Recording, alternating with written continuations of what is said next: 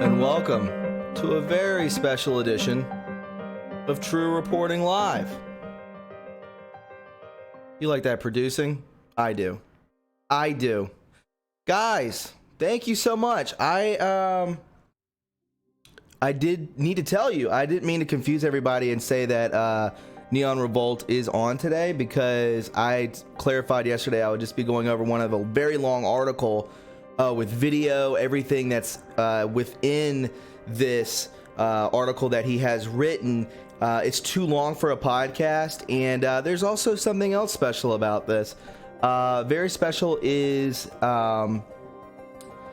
that I am really trying to keep up with sobriety, and I promised myself that this is how I was going to do it. I would focus more. I said this on me and Red Pill's live stream for New Year's, that I'm focusing on sobriety 100%, coming in healthy, staying healthy, gonna keep my head down, motivated, work, exercise, eat good, stay healthy. Be well. That's what I'm here for. Have faith, everything like that. So this is what I'm doing. This was the whole point of this, that I need to, instead of going out and being reckless and, not doing, the greatest things, I have focused 2020 on this channel 100% for you guys and for myself, and for those around me who support me. So I'm trying to just make everything a lot better for me, and this is what I want to do. So instead of going out and doing the rigmarole, I'd rather do this, where I hang out with people who appreciate what I do. They believe in what I do. They have my back. They're supportive. They're positive. Not, people out there that just are mindless. It's just very difficult, and it's a lifestyle I'm getting away from. Like, I'm done with it. I'm throwing it off to the side. I'm focusing more on my life and this channel, my son, so on and so forth. So this is really special to me. That I'm sorry, you guys. Some of you, hopefully not that many, were under the assumption that that Neon would be here today, but he's not. It's just us. It's a hangout right before Red Pill goes live at 9. I wanted to do this just because it's healthy. I'm trying to be healthy with you guys. So if you respect that, which I hope you do, I would really appreciate it if you guys hit that like button and follow me on Twitter at TRUreporting. You're going to get a lot more content coming from here. I know I would do 5 days a week. I might do more. Mel C, thank you so much for that super chat. She said, perfect 2020 vision. Got to be sober to support this movement. Rock the F on. Kudos, Patriot. Mel C, thank you so much. It's very sweet of you to say that. This is why I'm doing it. I'm doing it for me and for you, and to benefit this channel, the embetterment of everything. So this is what I'm doing. This is what I'm doing. And what you want to do. I'm not judging anybody. I never will. I never have. It's whatever you want to do. So, this is what I want to do for a long time. So this is what we're doing tonight. But enough with that. Enough with the whatever that is, okay? We got to get into this story. This is crazy, guys. I don't know if you've read this. I hope you haven't, because this is mind-blowing, guys. Can you hear the music good? Because I'm trying to set the tone, kind of like producing these things. So, you guys let me know, is the music okay? Mel C, sorry, should have said keep up with. Oh, you don't have to. I would have read it again, Mel C. Thank you again for that super chat. Thank you so much. I greatly appreciate that. Very kind of you. Thank you for the support.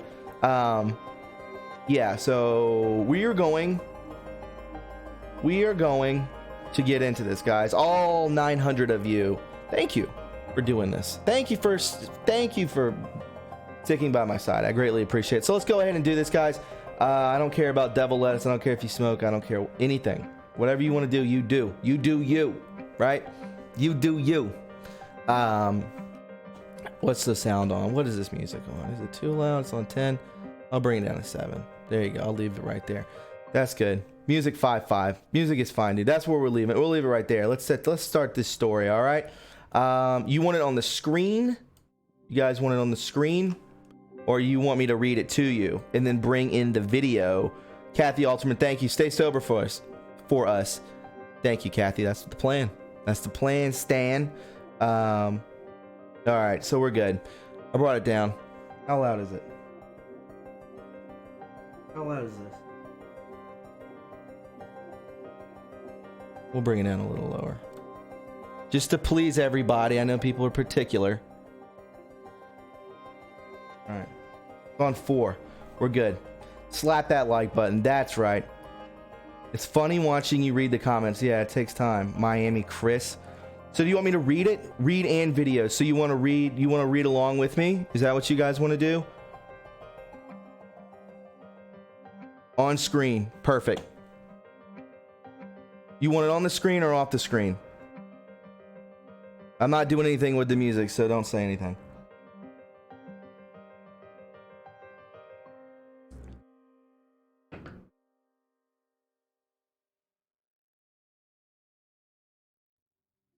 All right, we'll screw the music, whatever. Let's go. You want it on the screen? Let's go. We'll go with the screen. Let me size it down for you. I'll just cover me up. Right? Right?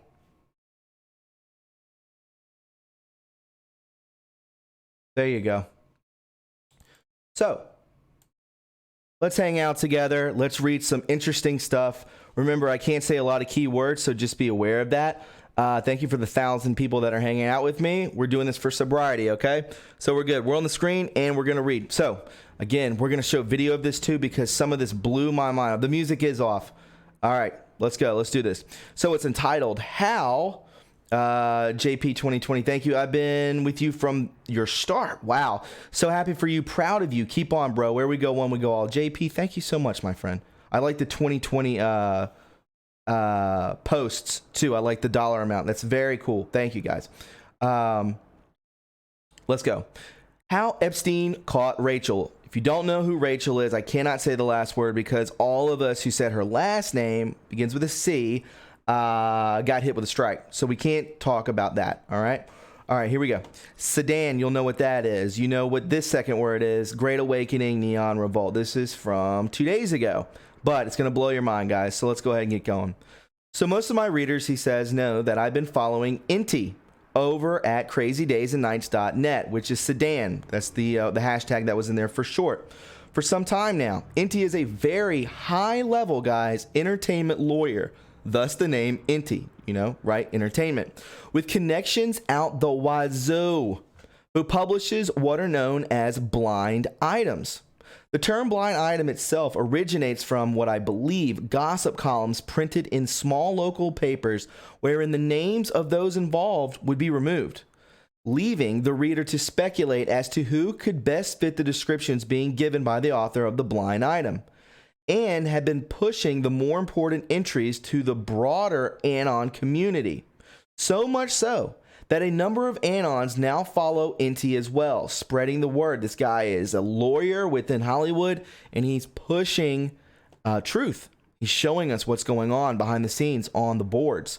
Often these blind items are very damning and contain significant intel about what's really going on in the world. Inti, who is the lawyer, entertainment lawyer, has published a number of very important pieces revealing predators and power players in both Hollywood and global politics. So influential have the blind items become that bad actors have taken to crafting fake ones, wow, in order to throw people off the true scent, sharing these fake screenshots across social media, hoping to capitalize on people's laziness and lack of time.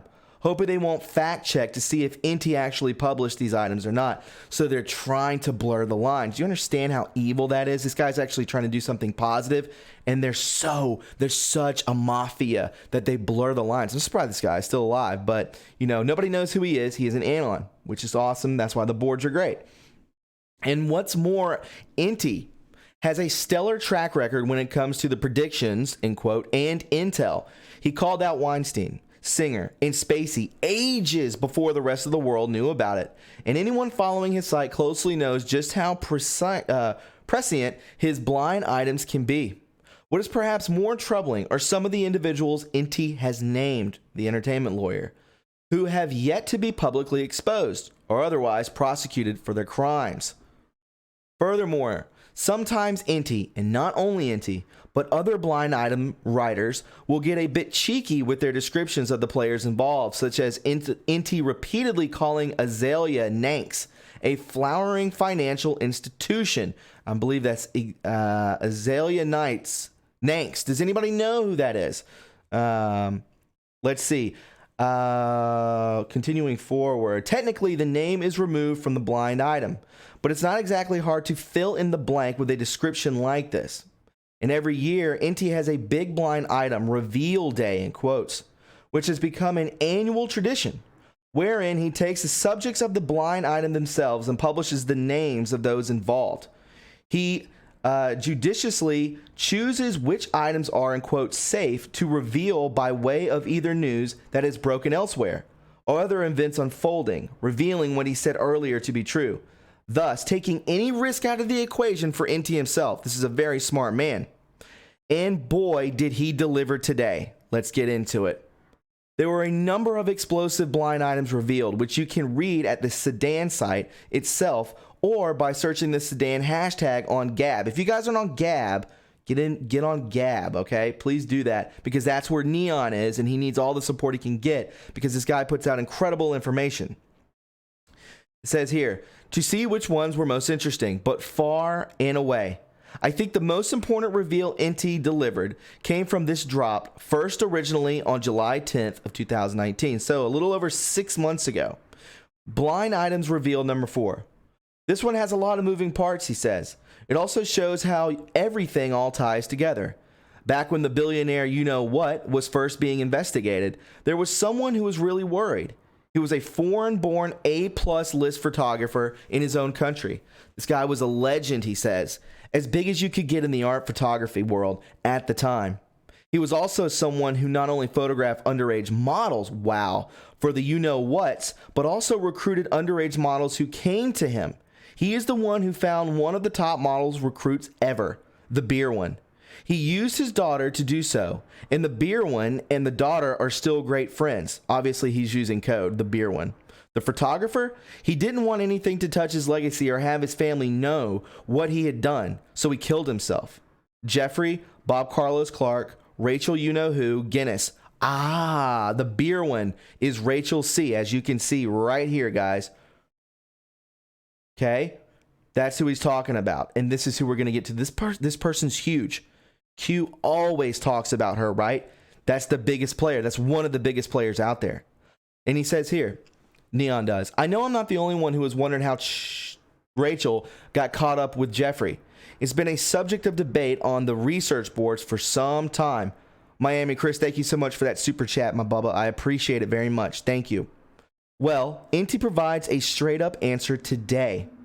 Bob Carlos Clark was an Irish-born photographer living in England, and he specialized in, well, erotic photography. Most of his work is quite you-know-what in nature, though I will add he does have a serious level of technical skill and craft applied to what he does. I understand that. We're talking about someone here who knew his medium inside and out and leveraged his talents toward bitter ends.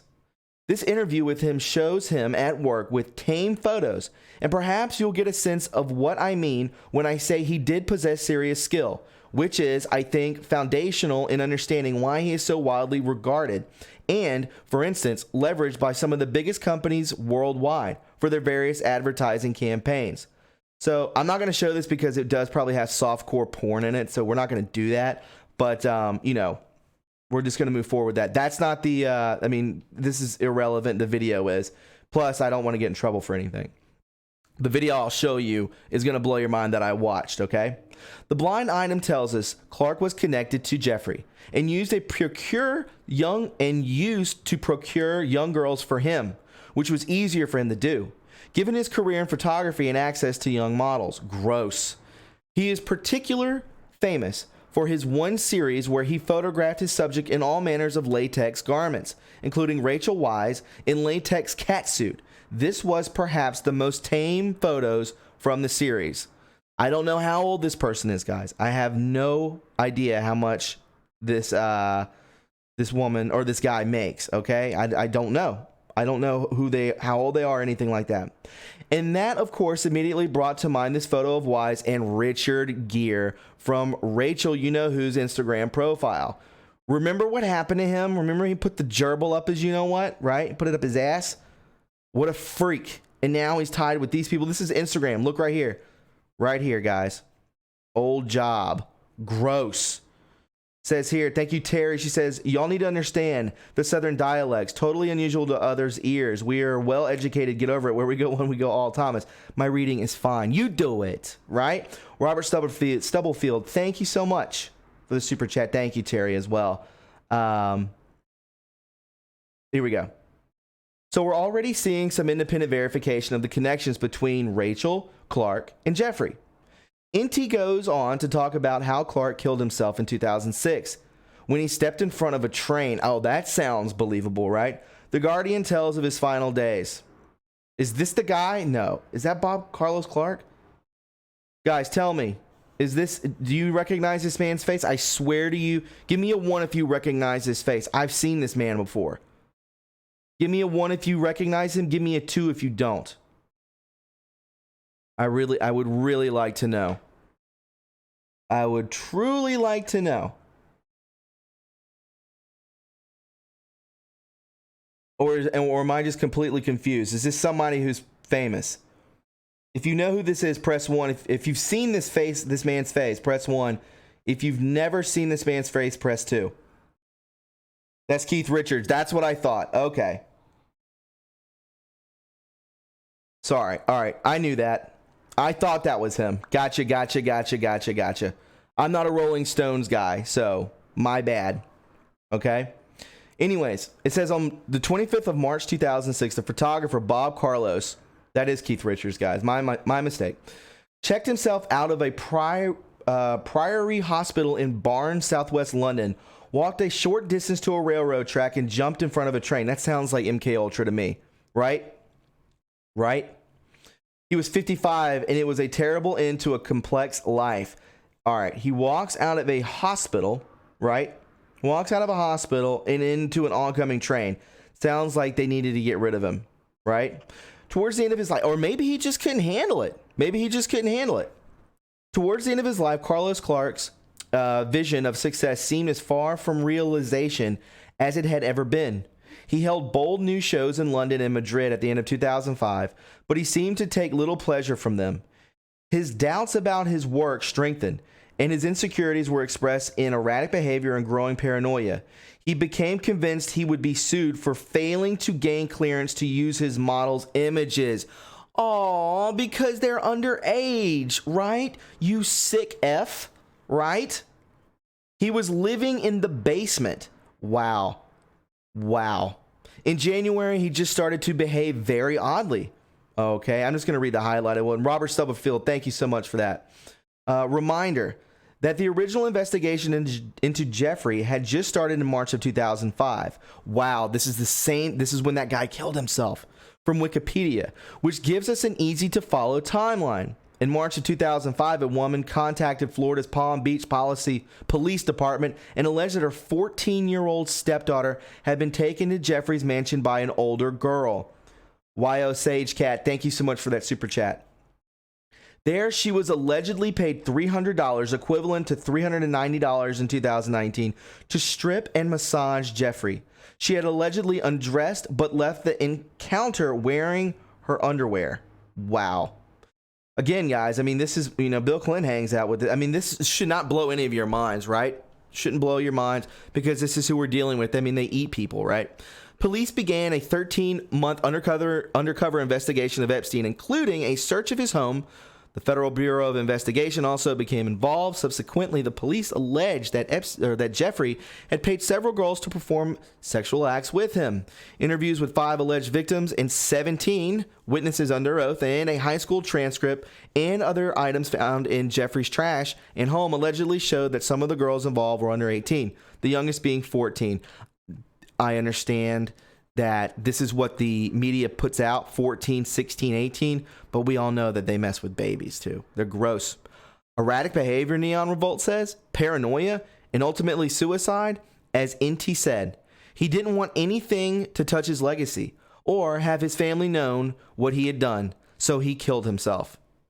Neon says police had been investigating Epstein for a year already when Clark committed suicide. I think it's safe to say that if Inti's testimony is accurate, Clark was tormented by the things he had done. Absolutely. But the blind item doesn't end there. It goes on to mention Clark's daughter, Scarlett Clark, and how he had to use her to get to Rachel and bring her to Jeffrey. If I recall correctly, Rachel was 14 at the time. So it's no surprise that police investigating allegations of Epstein used teenage girls he knew to solicit sexual services from the other teenage girls, spooked Bob Carlos Clark into an early grave. Absolutely. But Scarlett is still very much around, and I started to dig on her here and there, with the first thing I did being to archive her very much NSFW Instagram profile, as you can see here. Well, most of her profile pictures are nude. I can't show that on here. Pregnant, giving birth, her own photographic work, or otherwise showing off baby photos. Of course, right? Falls right into place. And if dad was black and white, repressed, and gothic, the daughter is bright and saccharine, all plasticine, lucid, and perhaps more than a few banned substances. As we can see here, Scarlett Carlos Clark, Instagram photo, gross. As you can see here, guys, look at this. She looks shot out. Shot out. She's got 12,000 followers, 793 following. Garbage, right? But there were some strange photos that made me stop and pause. First is the photo of the nondescript building. No reason was ever given for posting this, but one commenter posted that it was in Ramsgate in Kent, England. Yeah, non-disclosed, just like, you know, there's nothing on the door, nothing here. Very strange, very weird. Scarlett Carlos Clark. This is why would you have that here? Next was this photo taken from the Kubrick film, The Shining, which is what we are going to get into. Scarlett Carlos Clark. Remember this photo, guys. Remember it. Sorry, yeah, that's right. I did say, yeah, I need to say Jeffrey. My bad. This photo was extremely disturbing to me. As anyone who has studied The Shining in depth knows that the unspoken undercurrent symbolically represented throughout the film was of sexual abuse. I did not know this, guys. This blew my mind, and I'm going to get to the bottom of it with you right now. Was one of sexual abuse from Jack Torrance. Guys, this is one of my favorite movies of all time. I know this movie front and back, and I never thought of it like that. I've seen this movie 30 times. From Jack Torrance to Danny, which ultimately led to Jack's untimely demise, lost and frozen in all places, and of all places, a labyrinth. More on that in a moment, as we all remember the iconic pictures, right? We can see here. The scene above is specifically one where the abuse against Danny occurs. To understand like I'm trying to read what he wrote, right? Trying to say what he read.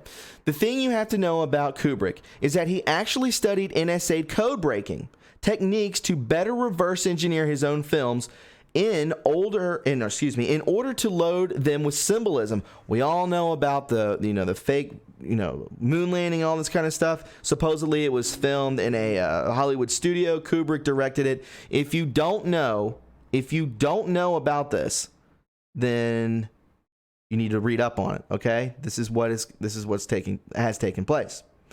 So he says here, it says techniques to better reverse engineer his own films in order to load them with symbolism. So he utilized a number of techniques which operate at multiple subconscious levels. This man was very smart, often layered simultaneously, in order to produce a profound result that, in the case of The Shining, disrupts the audience for reasons they might not be able to properly articulate. So, my friends, this sounds like this guy Sounds like this guy, Kubrick, was part of the CA. How else would he do these codes? How else would he know how to do this these reverse techniques on multiple subconscious levels to the audience, right? Very, very, very crazy. So, yeah, we're going to get rid of you. I know most of my mods aren't in here, so peace. That's all we have to do. We just get rid of people who bash this channel. I'm doing things for me, right? Doing things for me to get better. Continuing forward, for instance, one of the more famous examples of this is how Kubrick moved furniture between cuts in certain scenes to invoke. Listen how like the technicality of this is so particular and precise to make people see things differently. Crazy. For instance, one of the more famous examples of this is how Kubrick moved furniture between cuts in certain scenes to invoke the perception that the Overlook Hotel was haunted. So often we see, in quote, ghosts in films moving things on screen, while the characters were watching miss the events going on, right? It happens behind them as they happen just outside their periphery vision right behind them, right? Take, for example, the famous library intro scene from the original Ghostbusters. I hope you all remember that, right? In the clip, the librarian is doing her job and doing her rounds, replacing the returned books for the evening, and books start floating behind her where she just misses them. I'm not going to show that because I will get a copyright infringement on this. The video that's coming up is going to blow your mind, okay? It's going to be all about The Shining. The scene ramps up in intensity and is shot like a horror film as the ghostly happenings become more and more obvious, until the librarian realizes she is in a haunted hall. Basically, she's walking down one of the rows of books, and behind her, the book starts going back and forth, right? Starts going back and forth behind her, floating. It's supposed to be extremely scary. If it weren't if it weren't for the upbeat music kicking in with the big scare, you wouldn't be blamed for thinking it was a horror film. That music in this film specifically is so key for setting the tone. But back to Kubrick. He took the inverse approach. Instead of us watching someone have an object move around them, he moves the objects around on us, the viewer. As we're distracted watching the characters and the events unfold on screen, a chair might inch over to one side of the shot, or a stool might scoot over a bit. The effect that the viewer is put into the same state as the librarian in the Ghostbusters clip, with the unease ramping up in intensity for a long time, though we're not always quite perceiving why, until the danger is right in front of our faces. See, your brain picks up on, for instance, a book moving on a table and goes, wait, was that there a second ago? But the story moves on, so we get distracted and forget about it, though we still experience a deeply unsettling sense of unease, not sure if we saw what we think we saw.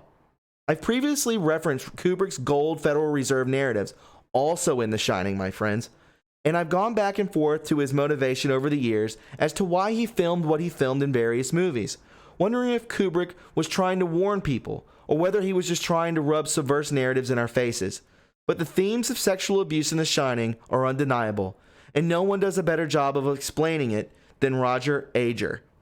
Alright guys, let's get into this video. If I do get a copyright, guys, I'm not saying anything, but it'll get demonetized. So before we hop into it, if anybody wants to donate, I would greatly appreciate it. I really appreciate all the things that you guys do for this channel. You are the life source.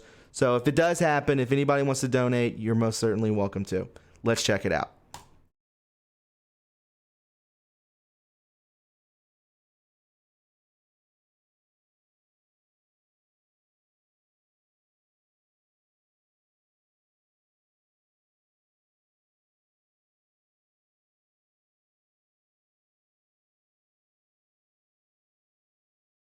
It'll come up. Give it a second.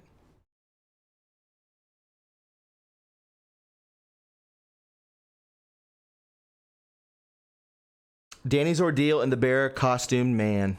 One of the most frequent questions I've received about The Shining over the years is, what does the guy in the bear costume mean? The popular interpretation is that the scene is a throwback to a subplot of Stephen King's novel in which a party guest in a dog costume has a homosexual relationship with one of the hotel's former owners. What does that remind you of, huh? It It reminds me of what? The Standard Hotel, right?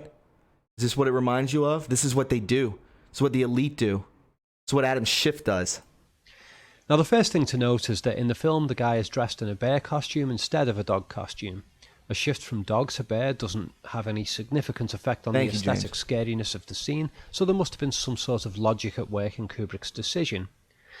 And I think it's more than just a case of, oh, we couldn't find a dog costume, so we just used a bear costume. I'm sure you'll agree with that as we go on. The second obvious factor is that Kubrick has omitted the entire backstory associated to the dog-costumed man in the novel, leaving his audience at a complete loss as to this scene's meaning. Seems like a pretty damn clumsy thing to do. If you're going to remove that whole backstory, then why have the bear-costumed or dog-costumed man in the film at all? It seems like an amateur mistake to make, and Kubrick was a hell of a lot more in depth than that. He would spend years revising scripts, having other writers work with him on scripts, making sure things that were all ironed out nicely. He wouldn't just make a stupid mistake like that. The switch from dog to bear is an essential key because there are lots of other suspicious appearances of bears in the movie. We'll start with the easiest one to notice, which is in the scene of Danny talking to the psychiatrist. Danny has just had a nightmare vision in the bathroom, so his mother has called a doctor. In the close-up of Danny, we see that his pillow has a teddy bear face on it, which is placed prominently in shot next to his head. If Kubrick didn't intend that to be there, then it's quite a mistake because it's rather distracting visually. We'll come to the dialogue of this scene in a minute because it's important, but first of all, look carefully at this teddy pillow. Here's the original Pillow Pals prop from a catalogue way back in the 1970s when the movie was made. And look at the eyes between the two. In the catalogue, the eyes are round, but in The Shining, the eyes have been trimmed to look more sinister, like the floor dials of the gaping mouth River of Blood elevator. So as you can see, get out of my face right there, he's talking about the gaping mouth elevator, right? Doesn't this look like two eyes? An eye here, and then a big gaping blood red mouth with blood coming out of it. That's what he's talking about. The scene even begins with the doctor looking right into Danny's eyes as if emphasising the importance of eyes in the scene. In fact, her voice brings up the subject of eyes before we even see what's happening in the scene. Now hold your eyes still so I can see. Several times in the movie, this elevator, with its gaping mouth and eyes appearance, is intercut with Danny's screaming face, cross-symbolising the two. And the teddy even has a red gaping mouth like the River of Blood screaming elevator face. And if you're wondering where the hell Kubrick may have gotten the gaping mouth idea from, there's a little moment in the Shining novel on page 280 where a terrified Jack Torrance avoids going into an elevator because, quote, it was too much like an open mouth, too much by half, end quote. So guys, again, we're talking about symbolism, right? This is the whole point of me showing you this, is how deep this goes. What are these people in Hollywood? They're agents. They are brought into this, right? This is what they do, the symbolism, right? It's so deep. This is one of the biggest movies ever. One of the biggest movies of all time. And the symbolism is unbelievable, guys. It runs so deep, my friends. So deep. What are the odds of that popping up in the novel and then the face comparison with an elevator popping up in the movie? I think Kubrick read that line in the novel and said, hey, I can do something with that thematically.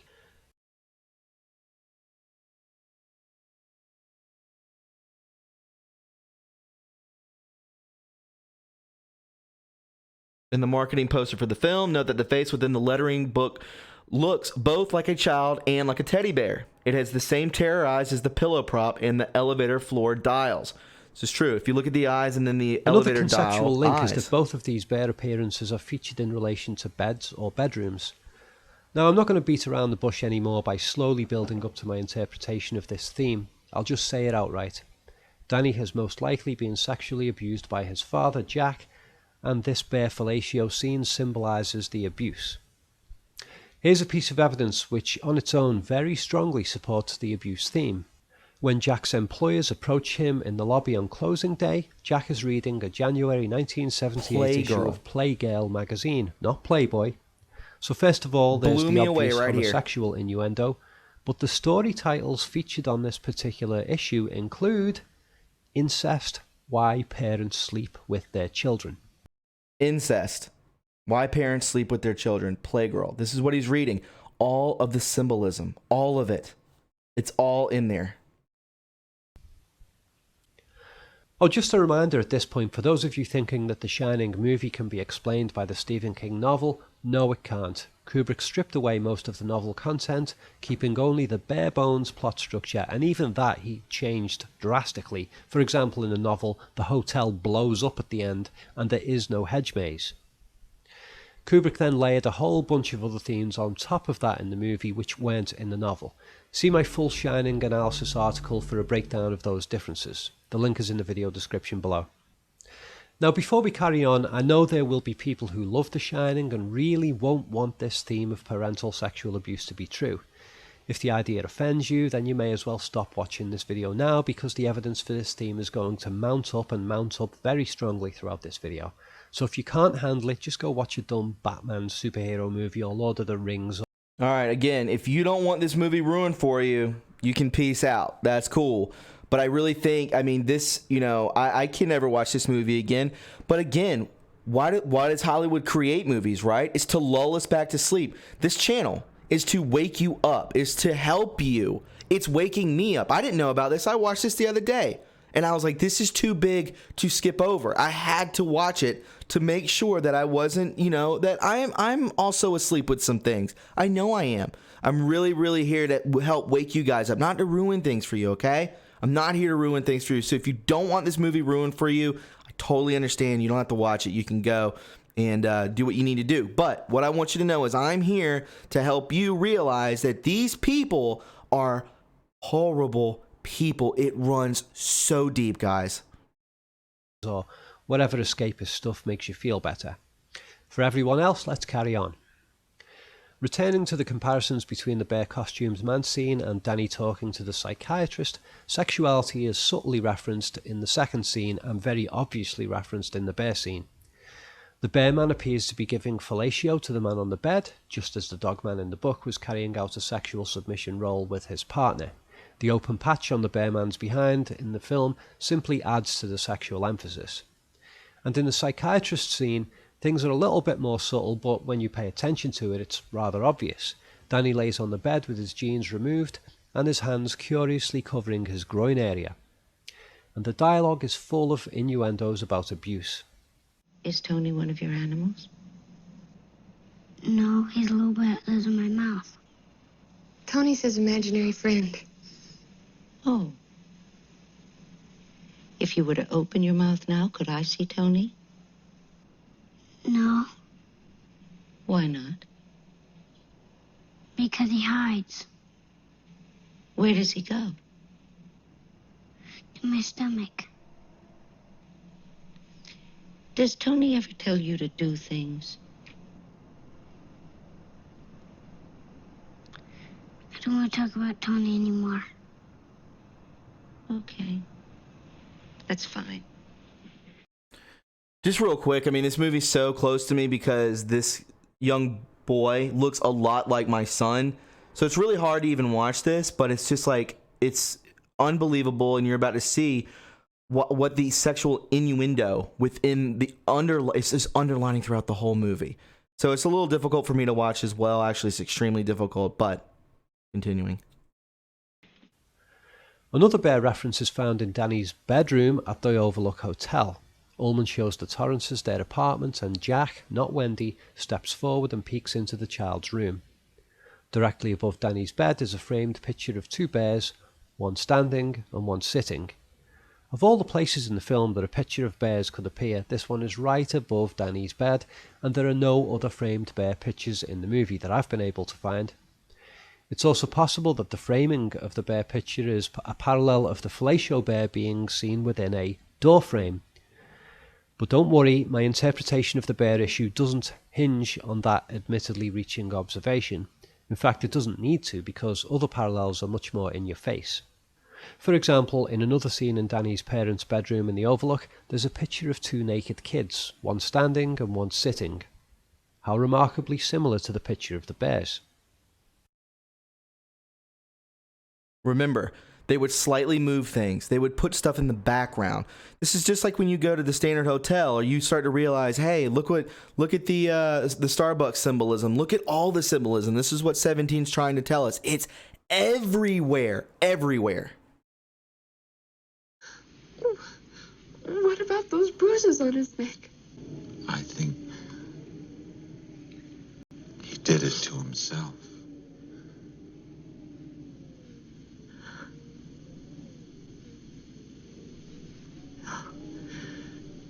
That's not possible. Our partial view of the fellatio bear before he leans back from the bed also matches our partial view of Danny brushing his teeth before his first shining vision. Danny's mouth will be full of frothy toothpaste, and the bear-suited man, well, I'm sure you can come up with your own image of what's in his mouth. So, are these strange parallels implying that Jack forced his son to perform fellatio? And if so, when did it happen? Well, I'm going to condense things a little bit here because there's a hell of a lot of evidence, but I'm just going to give you the shortest version that I can. As I've outlined in my full article on The Shining, it was Jack who strangled Danny just after the end of the fatherly love scene here, and it happened right after the conversation ended, where there was a jolt of music. You would never hurt Mommy or me, would you? I love you more than anything else in the whole world. I'll never do anything to hurt you. Never. You know that, don't you? Hmm? Yes, Dad. Good.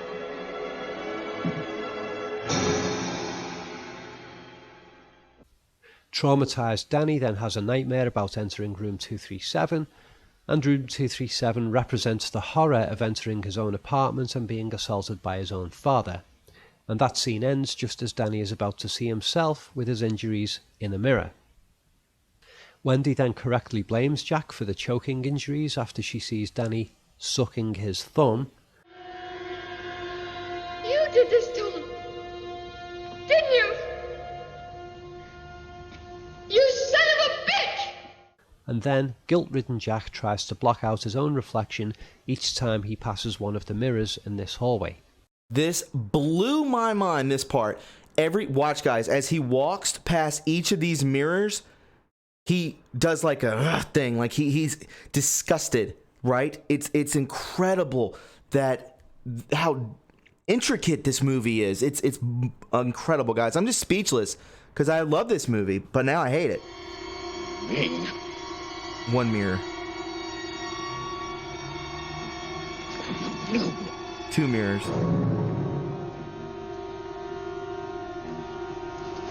Three mirrors. Four. Danny goes into further denial about his trauma and dreams up a story in which he externalizes his abuser as a naked woman in room 237. There's someone else in the hotel with us. There's a crazy woman in one of the rooms. She tried to strangle Danny. Are you out of your fucking mind? No! It's the truth, really. I swear it. Danny told me. He went up into one of the bedrooms. The door was open and he saw this crazy woman in the bathtub. She tried to strangle him. Which room was it? Jack, having heard this story from Wendy, knows it's not true because he knows he is the culprit himself. So he lies to his wife that he'll go check the room out, and instead goes to sleep off his drunkenness and has a nightmare about what he did to his own son. In that nightmare, Jack takes on the role of his own abused son and experiences the horror of what he inflicted himself.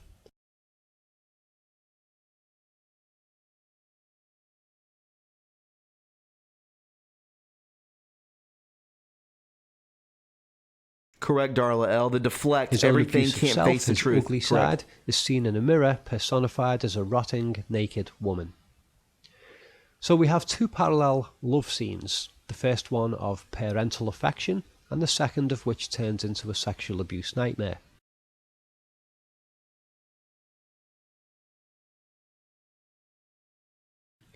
Bathrooms are prominent in both scenes, and Jack's behaviour mirrors the movements of the woman in the tub.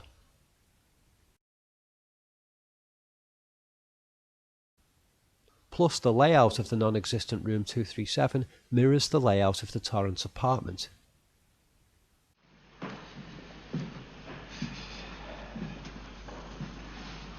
Well, the place is very nicely self-contained. Easy to keep.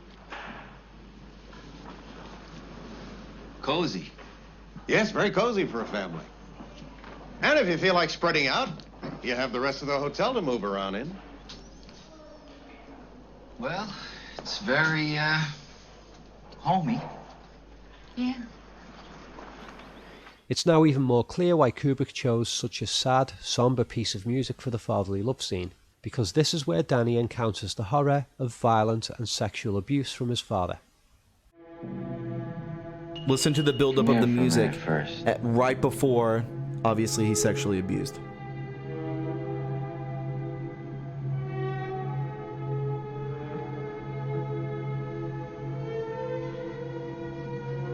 Schlamboni, this is not reaching, bro.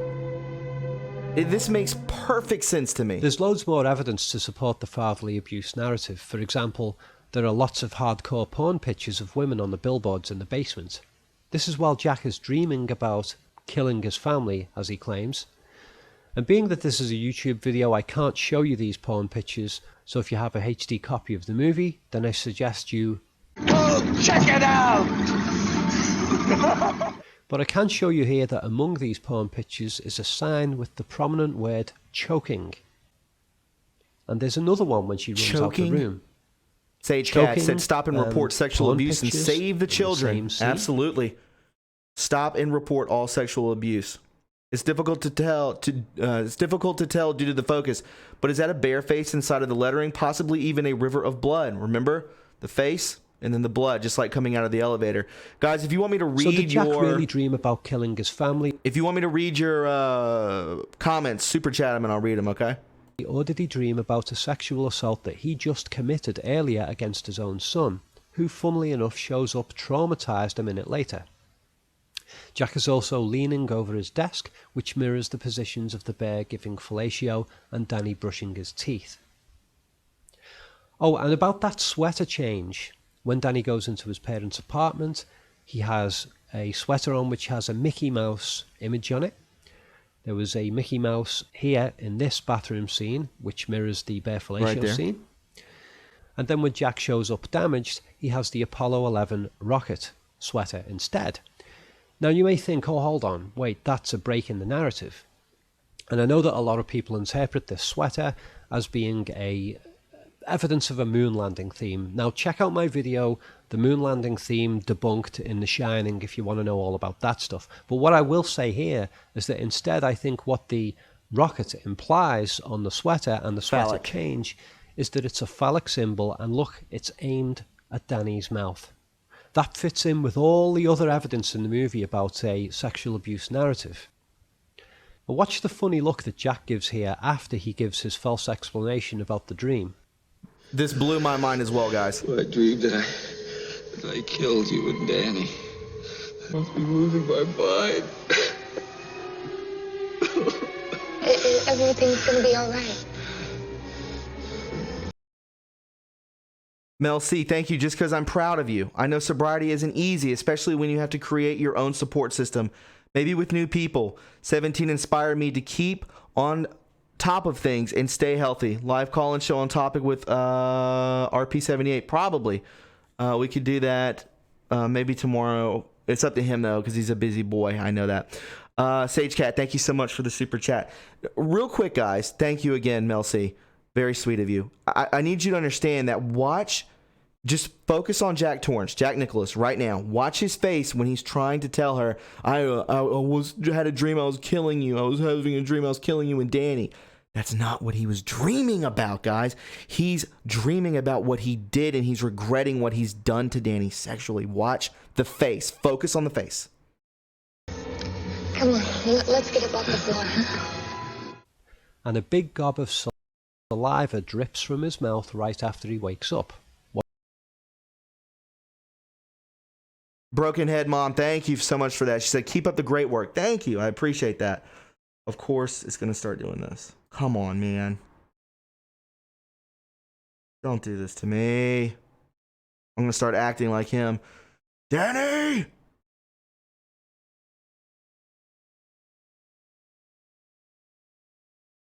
YouTube doesn't like it. Come on, baby.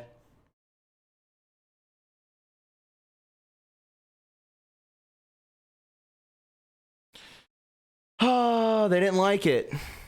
They didn't like what we were doing. Because I have fiber optic internet, and then they're just going to do this to me like now? Unbelievable.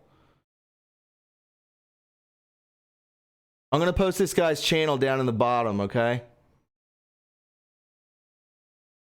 I'm going to post a link to this video if you want it. Here you go. Wendy about Danny's injuries. There we go. I have let you fuck up my... Come on, baby. Go back a little.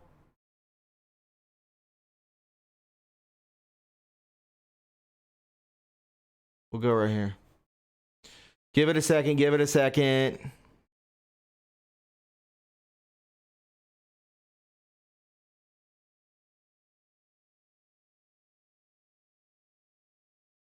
YouTube. Give it a minute. Wow, they are just like freezing it up. Anyways, you get the picture. You know, there was only a minute and a half left in that video, but I was trying to tell you that when she says that, she's like, wake up, wake up. And he's like, I had a dream that I was killing you and Danny. He gets shifty-eyed. Like, he's like, does she believe me? She believes me, right? Like, because he was actually having a dream that he was hurting Danny. We're going to continue forward reading because it's almost over. Watch the funny look that Jack gives here after he gives his false explanation about the dream. Explanation. Watch his face. Well, I dreamed that I killed you and Danny. I must be losing my mind.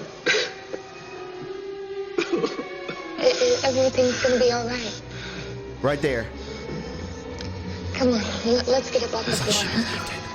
She believed it. And a big gob of saliva drips from his mouth right after he wakes up. What's that suggestive of? And we see a bear rug with its gaping mouth as Wendy runs to wake Jack up. And one more detail hinting at Jack's guilt as an abuser of his own son is his rotten glance towards Danny's bedroom and towards the camera after arguing with Wendy about Danny's injuries.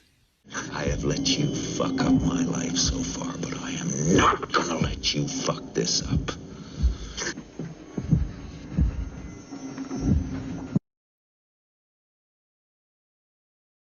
Looks towards Danny's bedroom, then makes his way out.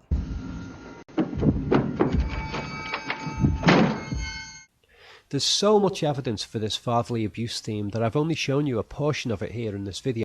I actually managed to write a 1 hour and 43 minute video called Jack Torrance, the Abusive Father, which can be downloaded from my website.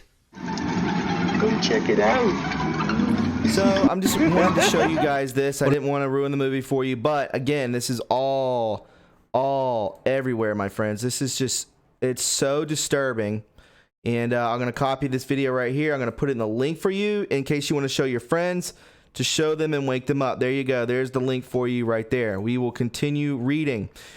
It's worth reminding the reader that Inti, remember, this is the entertainment lawyer, has also pointed to Kubrick as being a notorious, you-know-what, and abuser himself. Wow. Again, a very, very high-up lawyer in the entertainment industry is saying this.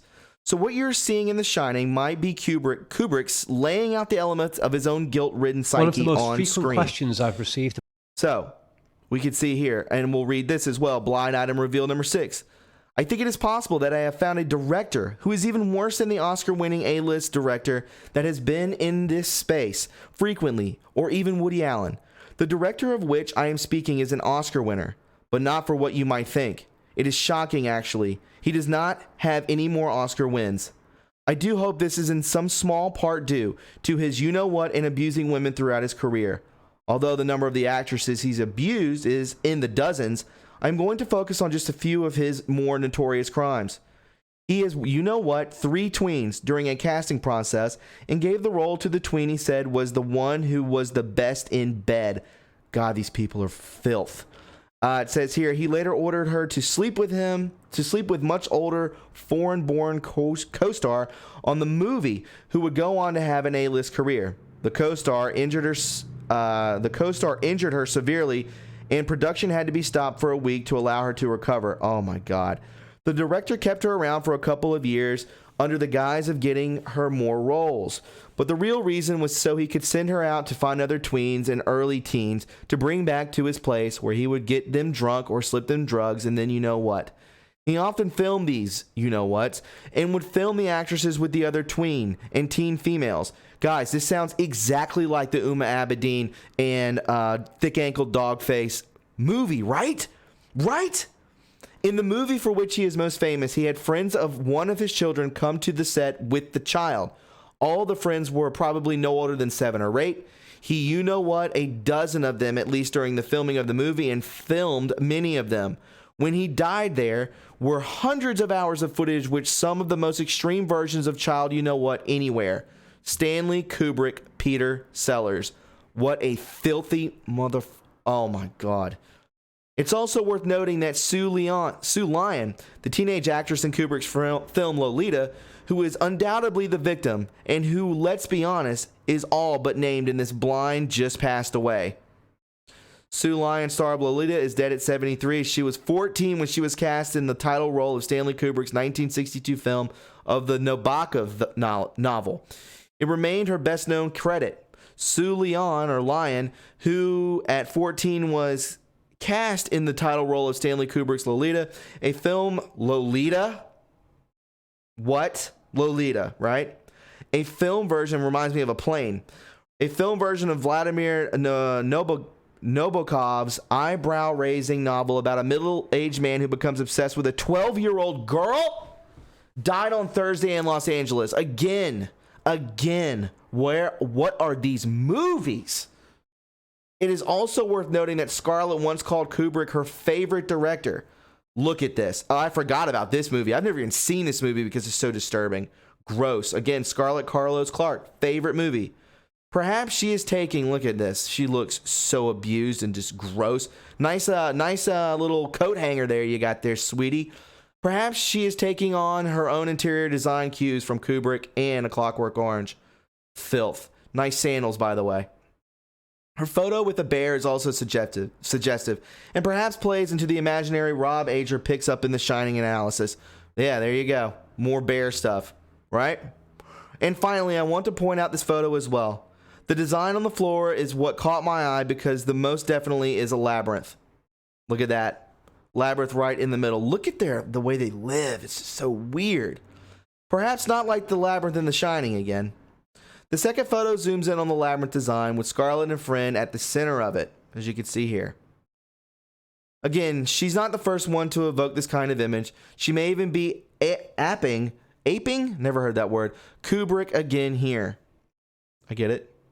Here's another photo showcasing the design on the floor. Poor baby. Right? In writing Revolution 17 and studying what I could of the mystery cult surrounding the Cabal, the labyrinth imagery was one subject that kept popping up. I say as much in the book, but you'll recall that the FBI's own declassified list of you-know-what symbols included swirls and a triangle with a spiral inside.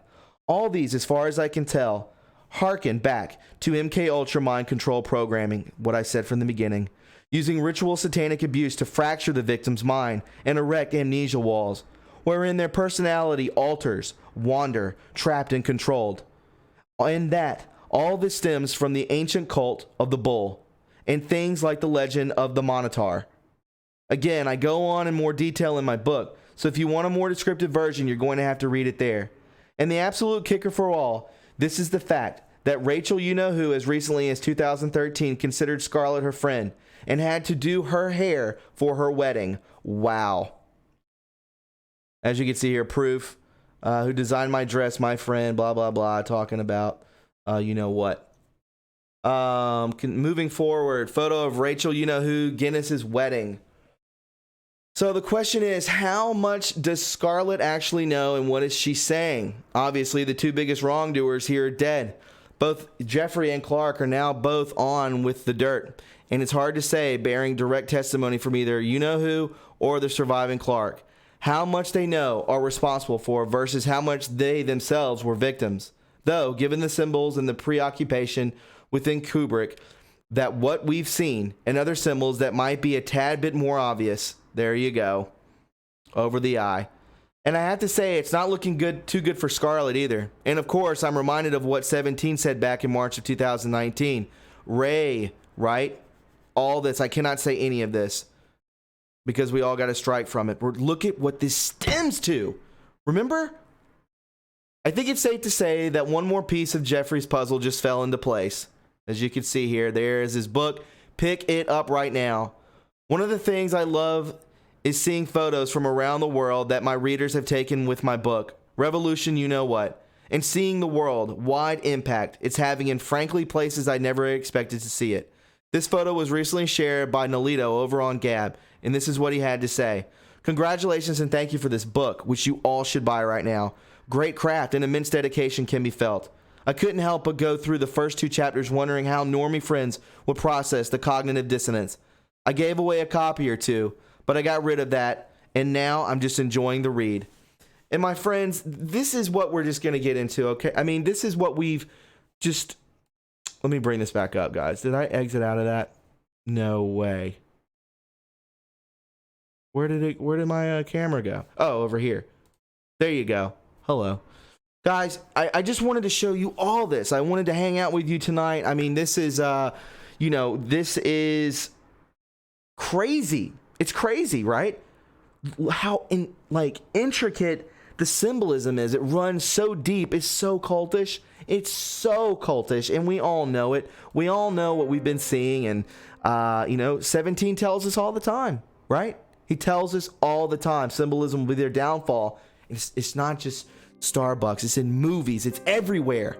They created this world, right? They built it up around us and they hid behind it. But because of free will, they're allowed to do so because we were unaware of it.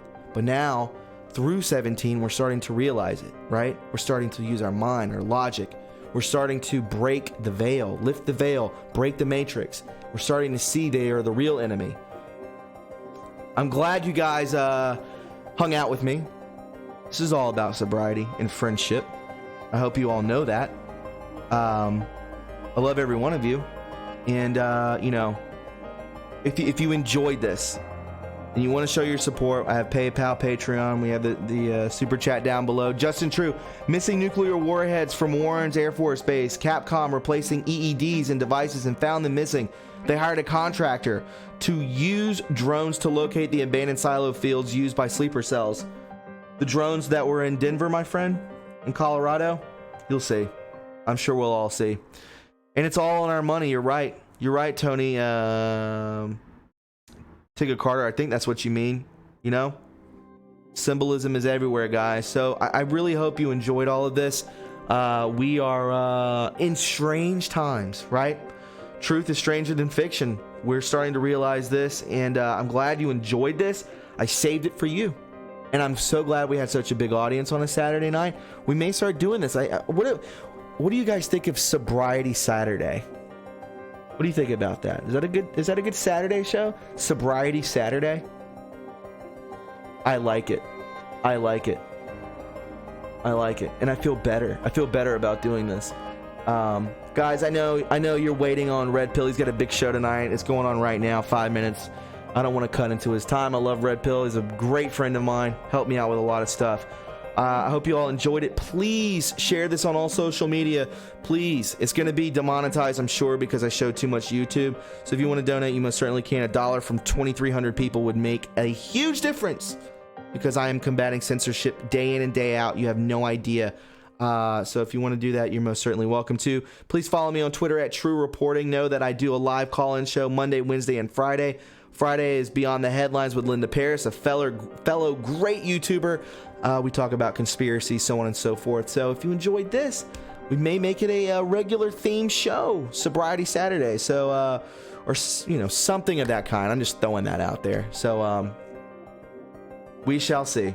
We shall see, right, guys? I hope you enjoyed this, and I will talk to you guys next time. I love every one of you. Thanks for hanging out with me. You keep me out of trouble, and I only want to bring you the best content that I am capable of bringing you. So, guys, I love you, and I'll talk to you soon, okay? Have a beautiful, beautiful day. I'll talk to you soon. Bye-bye.